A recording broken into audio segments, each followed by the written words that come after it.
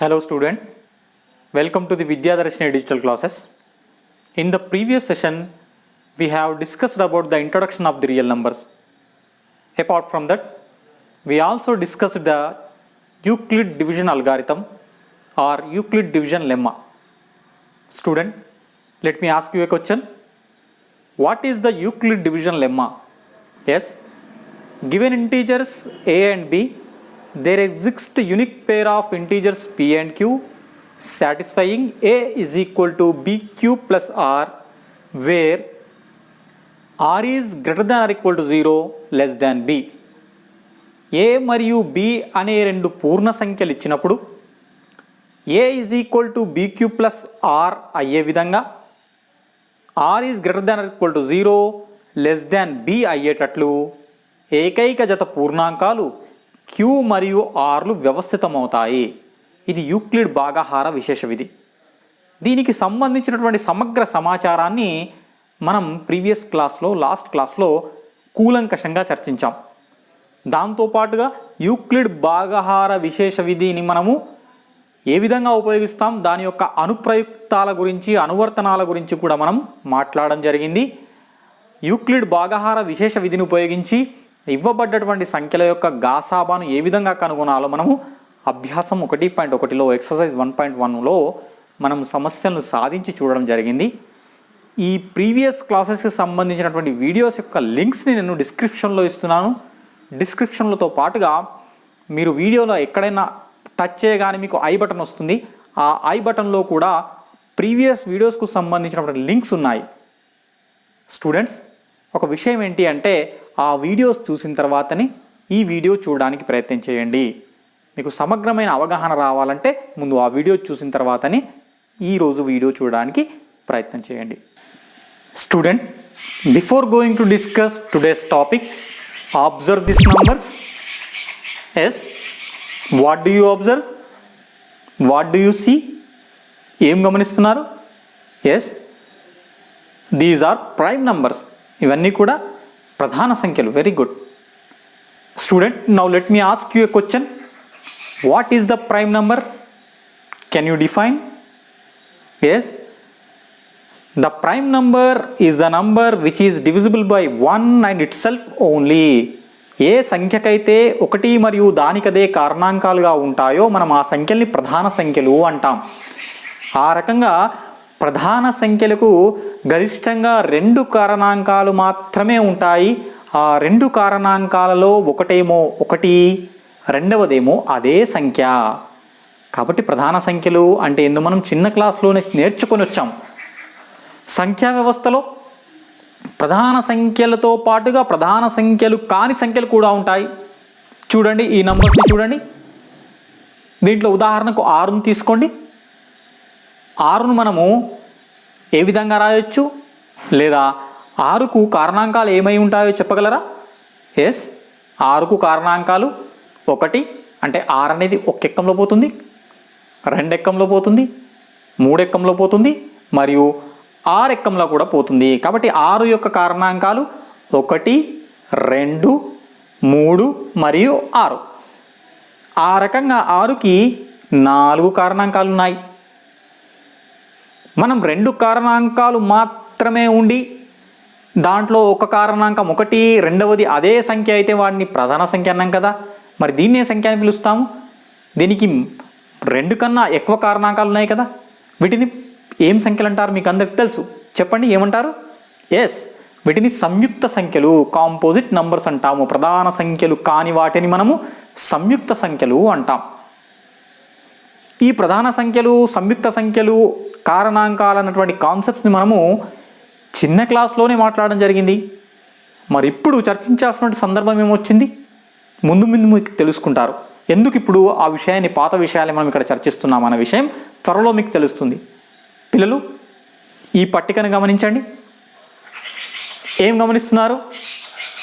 1 ప్రధాన సంఖ్య కాదు, సంయుక్త సంఖ్య కాదు. 2ని తీసుకోండి. 2 ప్రధాన సంఖ్య, దాంతోపాటుగా దాన్ని సరి ప్రధాన సంఖ్య అని పిలుస్తాం. ఎందుకంటే ప్రధాన సంఖ్యలన్నీ బేసి సంఖ్యలే, 2 తప్ప. 2 ఒకటే సరి సంఖ్య ప్రధాన సంఖ్యలలో. 3ని తీసుకోండి. 3 అనేది మళ్ళీ ప్రధాన సంఖ్య, 4 అనేది సంయుక్త సంఖ్య. 4ని ఏ విధంగా రాయొచ్చు పిల్లలు? 2 × 2 అని కూడా రాయొచ్చు, లేదా 2² అని కూడా దాన్ని వ్యక్తపరచవచ్చు. 5 మళ్ళీ ప్రధాన సంఖ్య, 5 తర్వాత వచ్చే సంఖ్య 6, 6 సంయుక్త సంఖ్య. 6ని ఏ విధంగా రాయొచ్చు మనము? 2 × 3 అని రాస్తాం. 7 మళ్ళీ ప్రధాన సంఖ్య. 8 తీసుకోండి, 8 సంయుక్త సంఖ్య. 8 ఏ విధంగా రాయొచ్చు? 2 × 2 × 2 అని రాయొచ్చు, లేదా సూక్ష్మంగా 2³ 2⁻³ రాయొచ్చు. 9 తీసుకోండి, 9 8 లాగే సంయుక్త సంఖ్య, దాన్ని 3 × 3గా రాయొచ్చు, లేదా 3² రాయొచ్చు. 10 సంయుక్త సంఖ్య, దాన్ని 2 × 5 అని రాయొచ్చు. సో ఈ పట్టిక ద్వారా మనం ఒక నిర్ధారణకు వస్తున్నాము. ఏంటి ఆ నిర్ధారణ? ఏం పరిశీలిస్తున్నారు మీరు? చూడండి, ఇక్కడ ప్రతి సంయుక్త సంఖ్య కూడా దాని యొక్క కారణాంకాల లబ్ధంగా రాయబడ్డది, అవునా కాదా? ఇంకో విషయం ఏంటి ఇక్కడ గమనించాల్సింది? రాయబడ్డటువంటి కారణాంకాలు ఏవైతే ఉన్నాయో ఆ కారణాంకాలన్నీ కూడా ప్రధాన సంఖ్యలే. కారణాంకాలన్నీ కూడా ప్రధాన సంఖ్యలే. అలాంటి కారణాంకాలు ప్రధాన కారణాంకాలు అంటాం, లేదా ప్రధానాంకాలు అని పిలుస్తాం, ప్రైమ్ ఫ్యాక్టర్స్ అని పిలుస్తాం.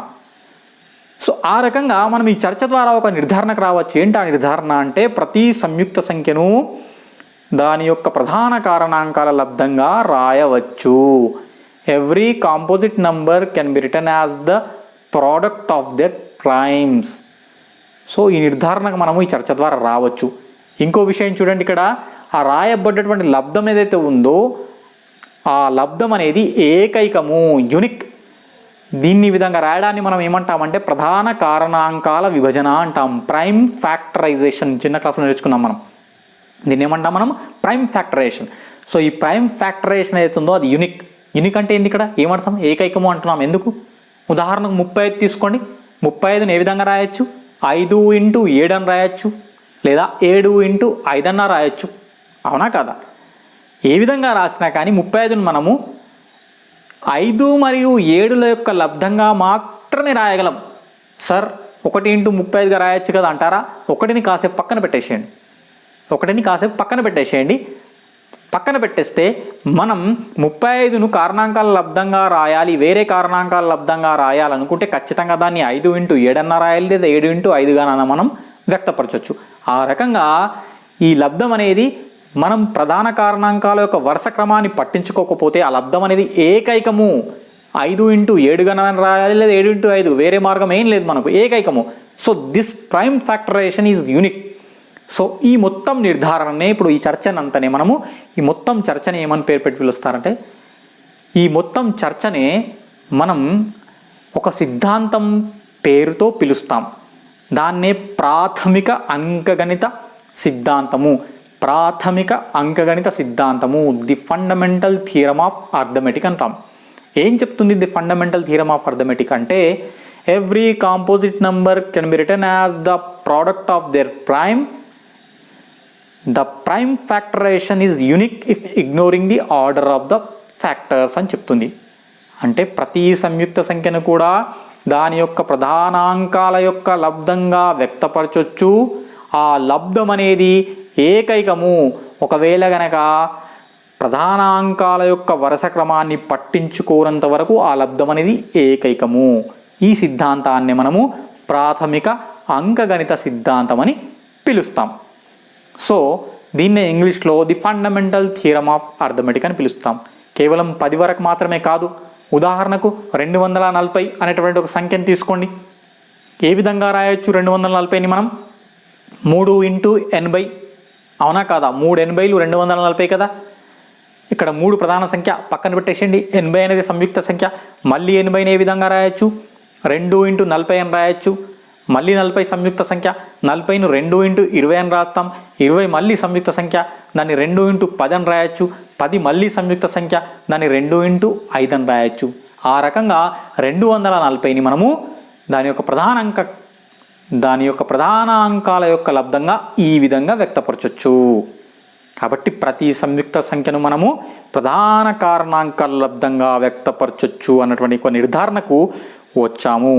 ఈ నిర్ధారణని మనము ప్రాథమిక అంకగణిత సిద్ధాంతం అని పిలుస్తాం. పిల్లలు మనకు తెలియకుండానే మనం చిన్న క్లాస్లో ఈ ప్రాథమిక అంకగణిత సిద్ధాంతాన్ని ఉపయోగించాం. ప్రైమ్ ఫ్యాక్టరేషన్ మీకు తెలియదా? ప్రధాన కారణాంకాల విభజన గురించి మీకు తెలియదా? 8వ తరగతిలో నేర్చుకున్నారు, 7వ తరగతిలో నేర్చుకున్నారు కదా. మరి ఇప్పుడేం కొత్తగా డిస్కస్ చేయాల్సినటువంటి అంశాలు ఏమున్నాయి? చూడండి, జాగ్రత్తగా వినండి. ప్రాథమిక అంకగణిత సిద్ధాంతాన్ని మనం చిన్న క్లాసులో చర్చించినప్పటికీ ఇప్పుడు మనము 10వ తరగతిలో ప్రాథమిక అంకగణిత సిద్ధాంతాన్ని ఏ ఏ సందర్భాల్లో చర్చిస్తామో జాగ్రత్తగా వినండి. మనం 10వ తరగతి వాస్తవ సంఖ్యలు అన్న టాపిక్లో ప్రాథమిక అంకగణిత సిద్ధాంతం యొక్క అనువర్తనాలు మనకు 3 ఇచ్చాడు. 3 రకాల అప్లికేషన్స్ ఉన్నాయి the fundamental theorem of arithmetic యొక్క. ఏంటిది అది అంటే, ఫస్ట్ వన్ ఏంటిది అంటే, మనం ప్రాథమిక అంకగణిత సిద్ధాంతాన్ని ఉపయోగించి ఇవ్వబడ్డటువంటి సంఖ్యల యొక్క ఎల్సిఎంను హెచ్సిఎఫ్ను కనుగొంటాము. ఎల్సిఎం లీస్ట్ కామన్ మల్టిపుల్, కాసాగు కనిష్ట సామాన్య గుణిజం, హెచ్సిఎఫ్ హయ్యెస్ట్ కామన్ ఫ్యాక్టర్, దాని తెలుగులో గాసాబా అంటాం, గరిష్ట సామాన్య భాజకం. ఈ గాసాబాను కాసాగును మనము ప్రైమ్ ఫ్యాక్టరేషన్ చేసి కనుగొంటాం. ప్రైమ్ ఫ్యాక్టరేషన్ చేస్తున్నాము అంటే మనకు తెలియకుండానే మనము ప్రాథమిక అంకగణిత సిద్ధాంతాన్ని ఉపయోగిస్తున్నట్టు లెక్క. కాబట్టి ఫస్ట్ అప్లికేషన్ ఏంది? ప్రాథమిక అంకగణిత సిద్ధాంతాన్ని ఉపయోగించి ఇవ్వబడ్డ సంఖ్యల యొక్క కాసాగును గాసాబాను కనుగొనడం అనేది ఫస్ట్ అప్లికేషన్. ఇక రెండవ అనువర్తనం ఏంది ప్రాథమిక అంకగణిత సిద్ధాంతం యొక్క అంటే, అకరణీయ సంఖ్యల్ని దశాంశ రూపంలో వ్యక్తపరచచ్చు అని మీ అందరికీ తెలుసు. 9వ తరగతిలోనే చర్చించారు, మళ్ళీ మనము ఇంట్రడక్షన్ క్లాస్లో కూడా చర్చించాం. అయితే ఆ వ్యక్తపరచబడ్డటువంటి దశాంశ రూపం అనేది అంతమయ్యే దశాంశ రూపమా లేదా అంతం కాని ఆవర్తిత దశాంశ రూపమా అన్నది మనము తెలుసుకోవడానికి ప్రాథమిక అంకగణిత సిద్ధాంతాన్ని ఉపయోగిస్తాము. ఇవ్వబడ్డటువంటి రేషనల్ నంబర్ యొక్క డెసిమల్ ఫామ్ అనేది టర్మినేటింగ్ డెసిమల్ ఫామా లేదా non terminating repeating decimal Fama అని మనం తెలుసుకోవాలి అంటే the fundamental theorem of arithmetic యొక్క సహాయాన్ని తీసుకొని మనము దాన్ని యొక్క దశాంశ రూపాన్ని భాగాహార పద్ధతిలో కాకుండా సులభంగా తెలుసుకునేటటువంటి అవకాశం మనకు ఉంది. సో దాని గురించి మనం ఇక్కడ చర్చిస్తాం. రెండవ అనువర్తనం ఏంది? అకరణీయ సంఖ్యల యొక్క దశాంశ రూపం అనేది అంతమయ్యే దశాంశ రూపమా అంతం కాని ఆవర్తిత దశాంశ రూపమా మనము ప్రాథమిక అంకగణిత సిద్ధాంతం సహాయంతో తెలుసుకోవడానికి ప్రయత్నం చేస్తాము. అది రెండవ అనువర్తనం. ఇక మూడవ చివరి అనువర్తనం, ప్రాథమిక అంకగణిత సిద్ధాంతం యొక్క చివరి అనువర్తనం, మూడవ అనువర్తనం ఏంది అంటే, కరణీయ సంఖ్యల యొక్క కరణీయ ధర్మాన్ని, కరణీయ స్వభావాన్ని మనము ప్రాథమిక అంకగణిత సిద్ధాంతాన్ని ఉపయోగించి తెలుసుకుంటాం. ఇర్రేషనల్ నంబర్స్ యొక్క ఇర్రేషనాలిటీని మనం ప్రూవ్ చేస్తాం. The fundamental theorem of arithmetic సహాయంతో వాటి యొక్క ఇర్రేషనాలిటీని చెక్ చేస్తాం మనం.